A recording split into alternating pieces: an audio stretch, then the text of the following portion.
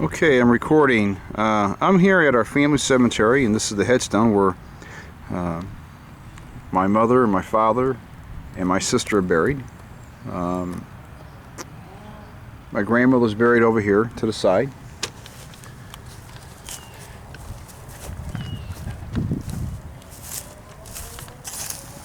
Mary P. Scola.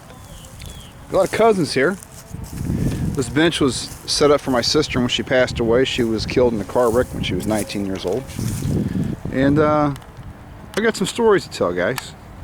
These are stories that I've had in my pocket for a long time, and I've never really said a whole lot. I've had to go through my own grieving process. Well, it's now time for some things to be talked about. This is a family picture that I have. And there you see my mother and my grandmother and my father and my sister, and there I am. And I'm the last one standing.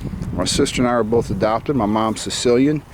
My dad was Dutch Irish. My grandmother, she's Sicilian.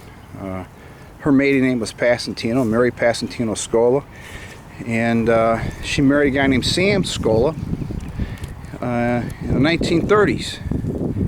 And he was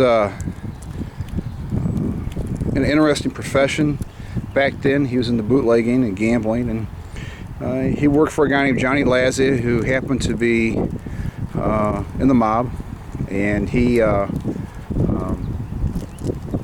a lot of work for Tom Pendergast during the 1930s. And anyway, my grandfather, Sam Scola, called Sam Hogg, got bumped off and killed, and left my grandmother, you see there, with the baby, which is my mother, at 6 months old. And this is just a real short thumbnail sketch of what I'm gonna get into later. And then my father and her, they got married. They met on a blind date at Fairyland Park in the 1950s, fell in love, and they couldn't have kids, so they adopted me and my sister. And we have a story to tell, and it's gonna be quite interesting, I promise you that.